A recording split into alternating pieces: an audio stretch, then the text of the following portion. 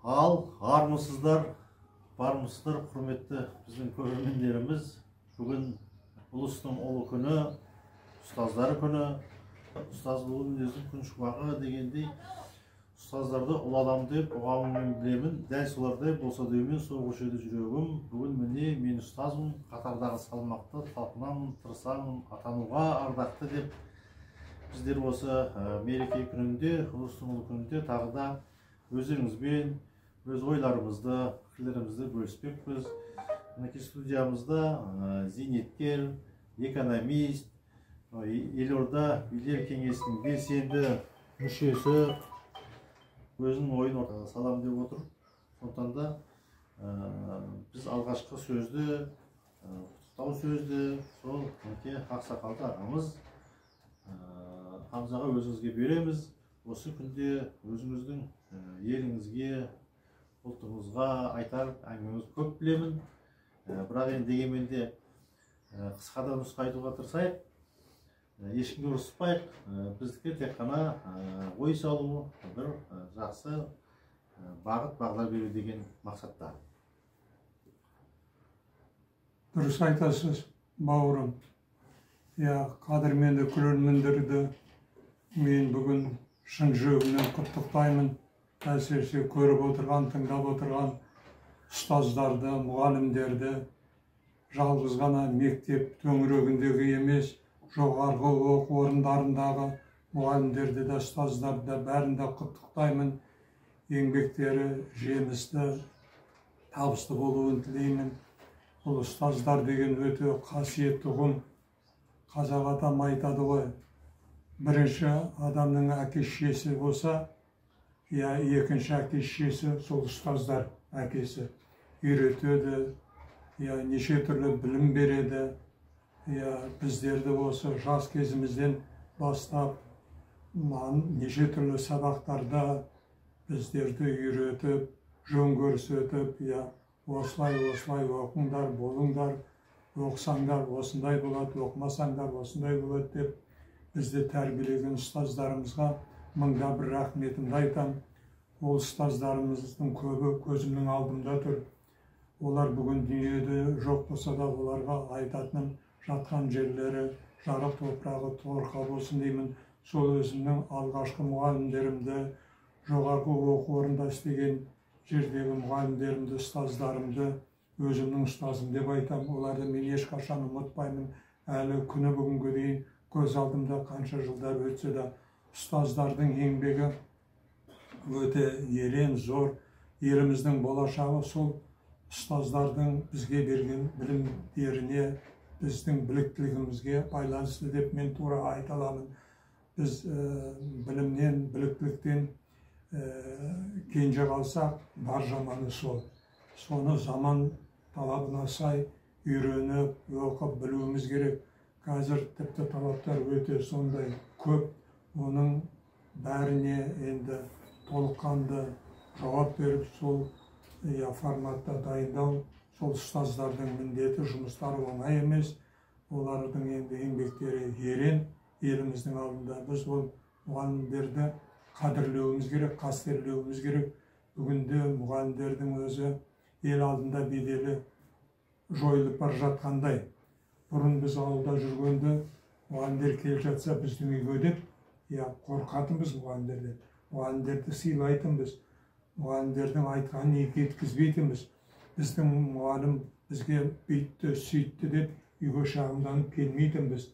Егер аяғымызды шәлкек басса, бізді кезектен пол жуғызып, еден жуғызып, жұмыс істететін. Оған біз еш уақытта арланбаймыз. Қазір көріп отырмыз, мынау балалардың көбі жұмыс істеуден аулақ. Өйткені қазіргі енді ұяда не көрсең ұшқанда соны ілесің дейді. Еңбек етуден біздің балаларымыз өзі ажырап бара жатқандай. Еңбек етудің орнына басқа заман талабына сайма, басқа жолдарға түсіп бара жатқандай. Не содан аулақ қылуымыз керек. Болашақ ұрпақтарымызы осы төңіректі, мардымды, маңызды жұмыс істеуді, соны ұйымдастыруымыз керек. Сол қажет. Өйткені онсыз біз алға баса алмаймыз. Өркениетті елдердің қатарына қоса алмаймыз деп турадан нақты айта аламын. Рахмет аға. Мынау сырлаяқтың сыры кетсе сыны кетпеген дегендей өзіңіз де ұстаздық еттіңіз өмірде. Енді сол кездегі білім жүйесі, білім сапасы, бүгінгі таңдағы мынау білім жүйесі, білім сапасы туралы салыстыруға бола ма?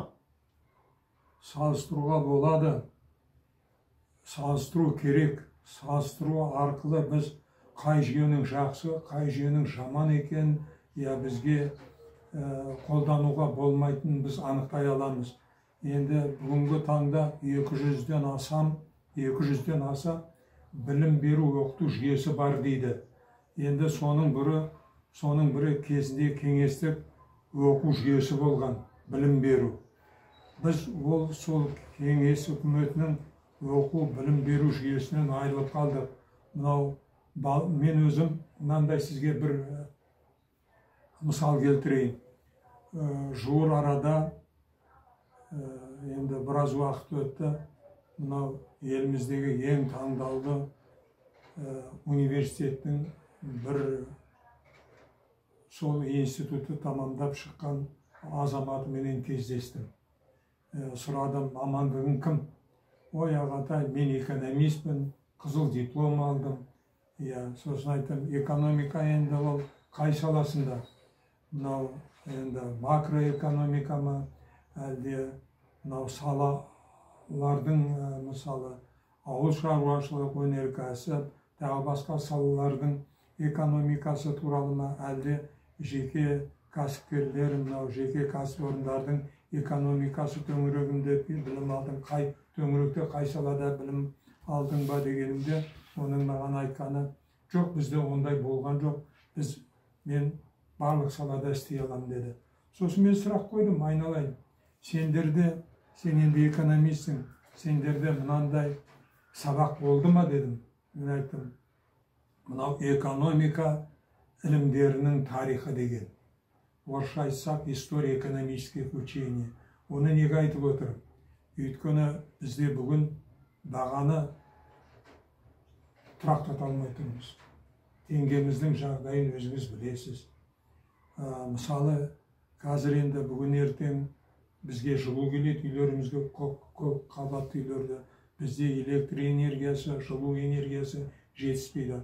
Ал енді ана жолы өзіңізбен хабарда айттық қой, электр энергиясы жетпейтіндіктен атом электростанциясын саламыз деп. Сол атом салынатын электростанциясының 1 киловатты 15 цент дейді. Енді ол 60 теңге шамасында. Ал енді мен сізге айтайын, 1961 жылы ақша реформасы болған. Сол ақша реформасынан кейін 100 теңгеңіз 10 теңге болды, 10 теңгеңіз рубль. 1 рубль болды, 1 рубліңіз 10 копеек болды, сондай болды. Сонда сол жылдары электроэнергияның төлейтін бағасы адамдардың үйдегі, жеке үйлердегі 4 тиын болған 1 киловаттына, 4 тиын. Содан мынау кеңес үкіметі құлағанша сол 4 тиын болып қала берді. 4 тиын болып қала берді. Оның өзінде ауылдық жерлерде төлемейтінді. Анау колхоз ба, совхоз ба солар төлейтін. Неке 30 жылдың ішінде 1 тиынға да көтерілмеді ғой, 1 тиынға. Неке сендер неге соны оқып білмейсіңдер? Біз неге соларды дайындамаймыз? Өйткені оларда ондай сабақ болмайды. Енді Қасым-Жомарт Кемелұлының өзі айтты, сендер болашақпен анда бардыңдар, мұнда бардыңдар, қандай білім алдыңдар. Халықаралық валюта қоры, сосын бүкіл әлемде анау банктердің терминдеріменен сендер таныссыңдар. Енді ел үшін бірдеңе істесеңдер істегендері кәне жоқ. Неге? Себебі сол қалай ол кеңес үкіметі сондай дәрежеге қалай жетті? Неліктен жетті? Соны неге зерттеп оқымасқа? Неге білмеске? Тұрақтылықты мінеке солай біз бағаны бұғалықтай аламыз, аяғын тұсай аламыз, а басқа ешқандай жоқ. Сол кездегі кеңес үкіметі кезіндегі біздің доллар менен рубльдің айырмашылығы қандай? Қаншама жыл тұрды. Неліктен? Неге оқып зерттемейді? Оны білмейді. ал оны біздің жоғарғы мектептерде оқытпайды.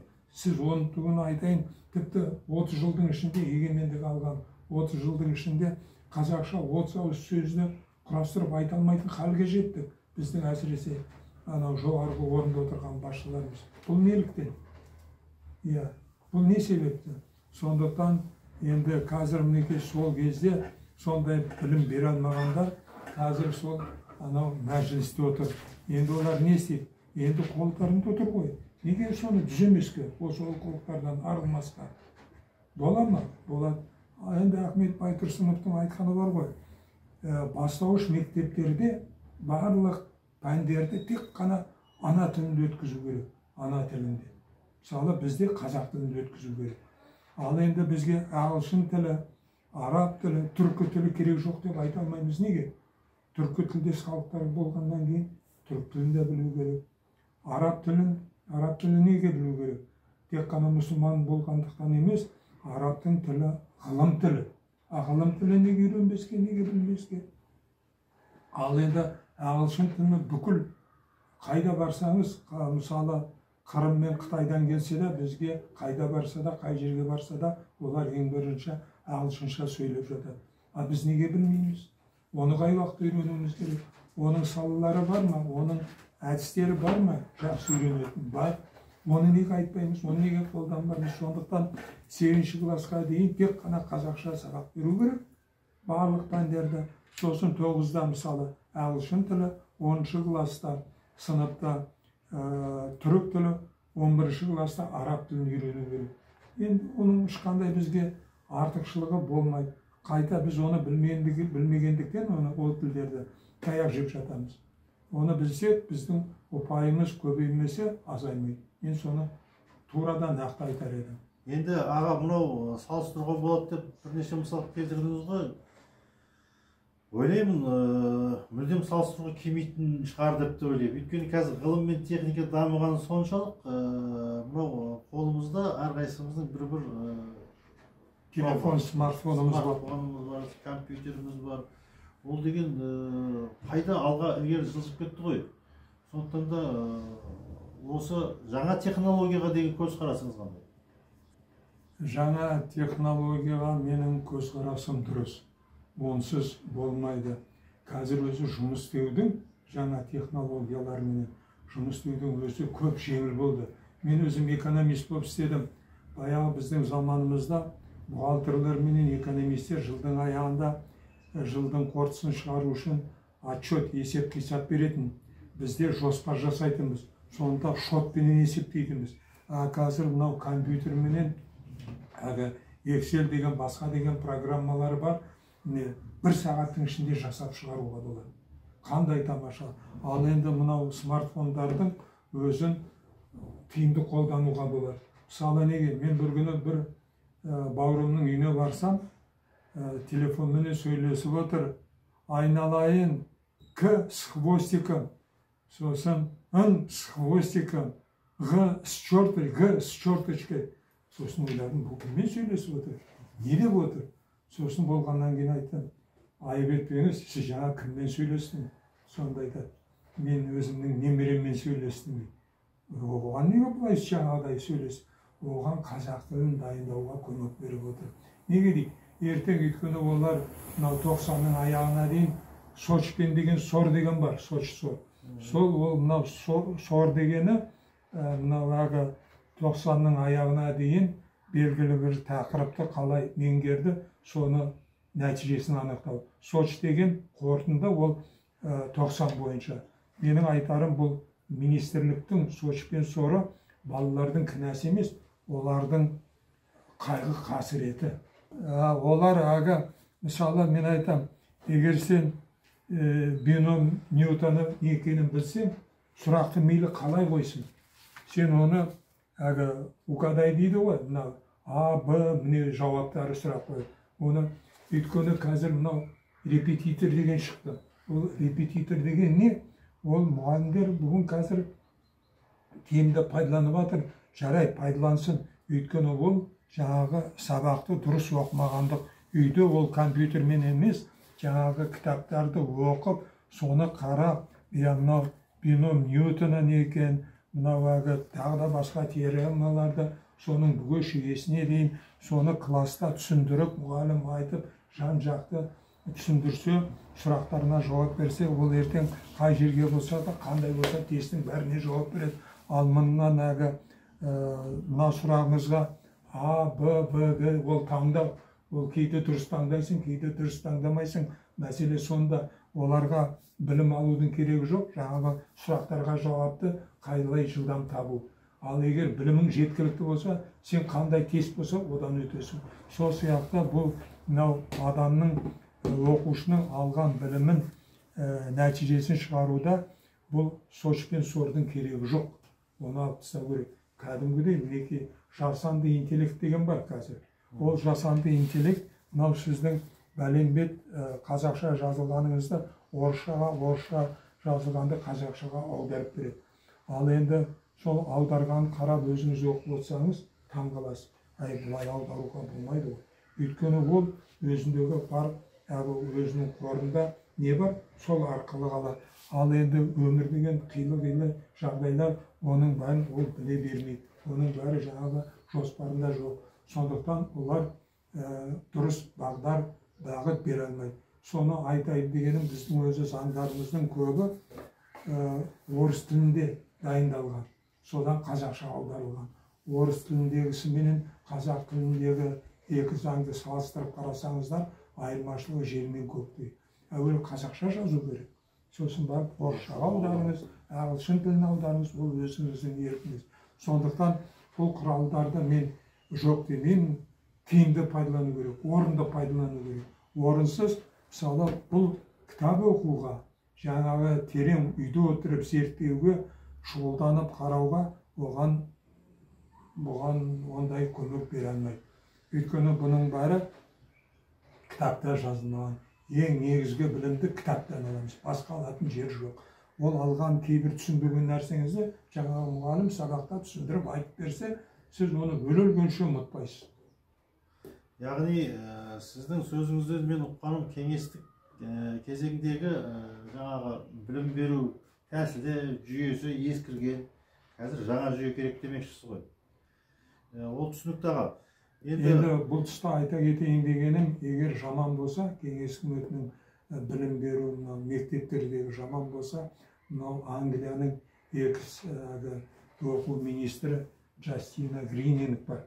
Сол королеваға, Елизаветаға айтқан сөзі бар. Біз мынау ағылшынның мектептерінің бәрін кеңестік оқу жүйесіне көшірдік. Енді олардың нәтижелері Европаның мынау маңдайалды мектептерін бітірген балалармен салыстырғанда әжептәуір жоғары деген. Жаман болса, олар неге қолданады? Біз неге қолданбаймыз? Біз өзіміздің қолымыздағы барды дүниені керек қылмаймыз. Біздің қазір не тапқанымыз мынау интернетпенен, мынау телефондардың арқылы. Осы жөнде мынау ЮНЕСКО-ның бір айта кететін несі бар. Мынау мектептерде олардың қаулысы бар. Мектептерде бүкіл әлем бойынша мынау смартфондарды пайдалануға тыйым салған. Бірақ смартфондарды сабақ үстінде жаңағы жауап берер кезінде пайдалануға болмайды. Ал енді өзің дайындалып бір нәрсені зерттеп жүргенде білмейтін кейбір тұстары болады, анықтайтын.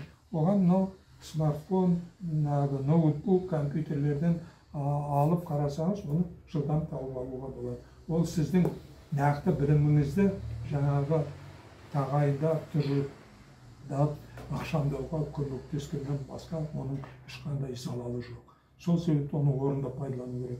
Ал енді бүгін балалар түгіл, кішкентай балалар, ол түгіл өзіміздің бәлен жасқа келген ақсақалдарымыз, әжелеріміз шұқылап отырады. Қарасам, неше түрлі керек жоқ нәрселерді қарап отыр. Оның керек қанша? Оны көрген бала не істемейді? О да соны істейді. Олар одан бірдеңе оқып отқан жоқ. Неше түрлі анау қарап отырса, унитаздар өлең айтып отырады. Тағы бірдеңелер өлең айтып, соны қарап, соны күліп, мазақтап, күнін өткізіп, уақытын алдырады. Енді дұрыс алаңдаушылығыңызға қосылам, бірақ не нәрсенің жақсы жағы және жаман жағы болады ғой.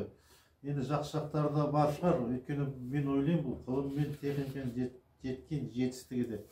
Енді аға, бұл енді ұстаздық еткен жалықпас үйретуден балаға демекші, бұл әрбір сөзіңізде сіз әлі сол ұстаздық негізді алып келе жатсыз ғой, сол энергияңызды деп ойлаймын, күш қуатыңызды. Әсіресе сіздің анау жер мәселесі туралы шықылдайтын бір әдемі ойларыңыз бар. Сол жөнінде ары қарай әңгімені өрбітсек деп ойлаймын. Өзі жер мәселесі не болып жатыр? Өткенде осындай бір ауылдарды жабамыз деп жатыр деп біраз ақпарат айтып едіңіз. Қазіргі бүгінгі күнде оның жағдайы не болып жатыр? Жер мәселесі. Ауылдың мәселелері, ауыл мәселесі. Дұрыс айтасыз. Өте жақсы. Өткенде біз бірге жазып едік қой, ауылдарды қызғыштай қорғайық деп.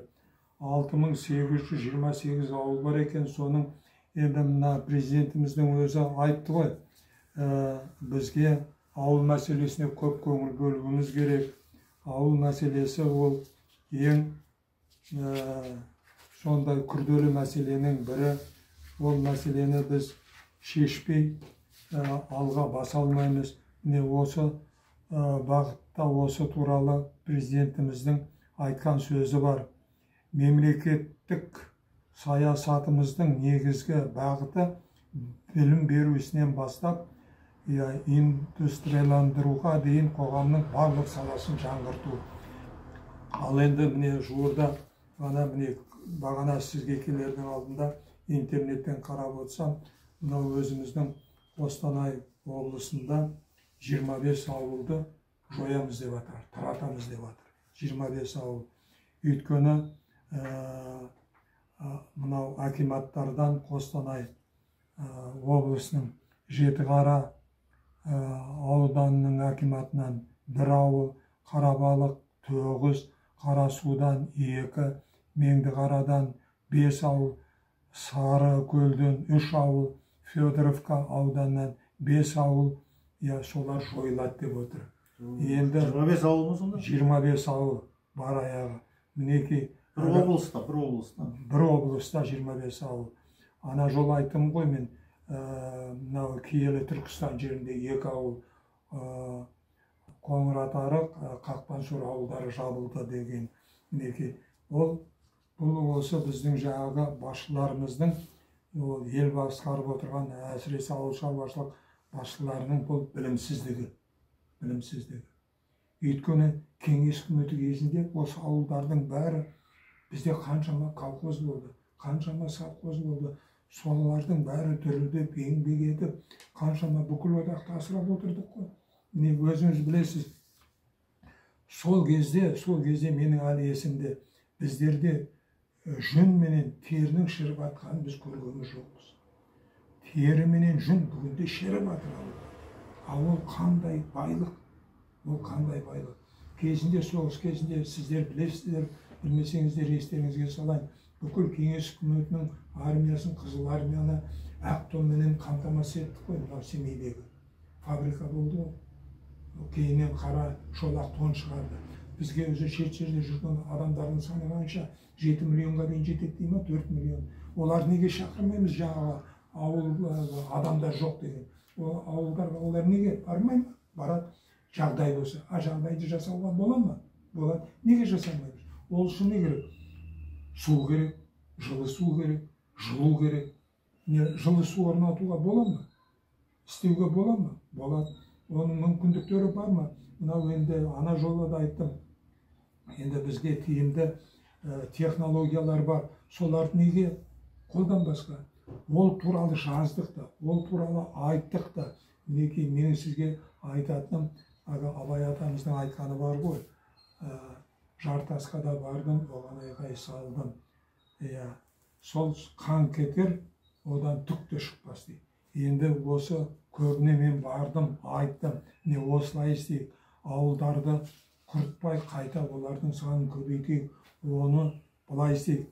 Кезінде кеңес үкіметі кезінде біз енді жұмыс істедік қой, басшыда болып жұмыс істедік, қатардағы жұмыскер де болып істедік.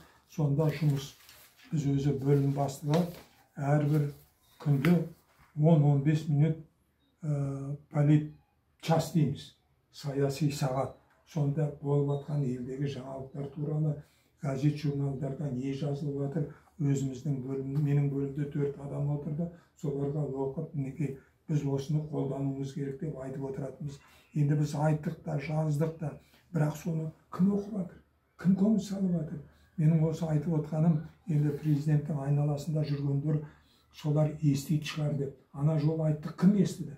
Мінекей жаңағы біреулер осындай ұсыныс беріпті дейді, жаңағы акиматтардағы маслихатқа жабу деп. Ол кімдер берген? Олардың атын неге атамайсыңдар? Біз білейік. Олар егер білмесе, біз айтып түсіндірейік. Істеп, мен жауапкершілікті мойнымызға алып, істеп, ауылдардың көсегесін көгертіп, қаншама біздің бос жатқан жерлеріміз бар. Ертең олар бос қалса, кімдер көз алартпайды? Олар кімнің қолында кетеді? Мәселе сонда. Соны болдырмау үшін сол жерлерге барып, ауыл жерлерді санын көбейтіп, оларды құртқанша, оларға жылу, ыстық, суық су беріп, сосын қатынастар, коммуникацияларын жетілдіріп, мінекей қазір қарасаңыз кейбір жерлерде пилотсыз таксилер бар, машиналар бар. Қазір мынау Украина менен Россия соғысып жатыр. БПЛА дейді, беспилотный летательный аппарат. Ұшқышсыз ұшатын аппараттар бар. Міне дайындап, мінекей ертең аэротаксилер, мінекей алшақ ауыл қысты күні коммуникациялардың басқа да жетілдіру түрлері бар. Соларды қолдану үшін оны білу керек. Оны қолдану үшін оны білу керек. Жетілдіру үшін онымен айналысу керек. Оны білмей жатып, оны оқымай жатып қалай онымен айналысасыз? Біз енді осы ұстарымыз далада қалды деуге болады. Оны неге қолданбасқа? Оны қолдану керек. Қолдана алмайтын болса, оны күштеп, мойындатып істету керек. Оған жігер керек, оған қажыр қайрат керек. Қатал болмау керек, айтқанымызды істету керек. Істей алмасаң, босатып орынды. Істейтін басқа біреу. Конкурс жариялау керек. Осыны кім істейді? Мынау енді 96 сөздің тоғықтай түйіні дегендей сөз сүйектен өтеді дейді. Сондықтан да әрқашанда айтып жүрсіз ғой, осы елдің мұңын мұңтап, жоғын жоқтап жүрсіз. Енді сол президентке айтқыңыз келе ма, министрге айтқыңыз келе ма, сол өз ойыңызды тұжырымдап қысқада нұсқа айтыңыз енді осы жерде. Бұл жетеді деп ойлаймын, өйткені бұл интернетсіз де жаңағы бейне баянсыз да жетеді, бірақ сіздің жүрегіңізден шықса болды деп ойлаймын. Сондықтан да айтарыңызды айтыңыз енді осында. Дұрыс айтасыз. Енді еліміздің халқының 40% ауылда тұрады. Сол үшін ауылдағы жағдайды жақсарта алмасақ, бәрімізге сын, бәріміз еліміздің алдында, халқымыздың алдында күнәкар боламыз. Сондықтан президентке айтарым, жаңағы үкімет басшыларына айтатыным, ауыл концепциясын қайта қарап, ауылдардың санын азайтпай, қайта көбейтуді, соны жыл сайын нақты мөлшерін көрсетіп, соны қалай орындап жатыр, әкімдер президенттің алдында жауап беруін талап ету керек. Сондай жоспар құру керек. Неке бүгін осынша ауыл құрылды, осындай жағдайлары бар. Мынау келіп жатқан қандастарымызды ауылдарға апарып, солар сол жерде орналасып жұмыс істеп жатыр деп есеп қисаптарын ай сайын 90 сайын беріп отыруды, соны талап ету керек. Істей алмаса, енді істейтін адамдарды мынау радио, телевизор арқылы, теледидар арқылы, әлеуметтік желілер арқылы конкурс жариялап, сол тағайындау керек, солардан сұрау керек. Өйткені бірлесіп, ақылдасып, халқымызбен кеңесіп, бұл мәселелерді мен шеше аламыз деп ойлаймын. Өйткені басқа халықтардың осындай тәжірибелері бар. Соны толық пайдалану керек. Оны пайдаланбаса, біздің айтқанымыздан не пайда, сөйлегенімізден не пайда, жоспарларымыздан жаңағы концепцияны қайта қарауымыз керек. Міндетті түрде өзгерістер енгізуіміз керек. Кімдер орындайды, қай уақытта орындайды, нақты кім жауап береді, соған сондай көрсеткіштерін талдап көрсетіп отыруымыз керек.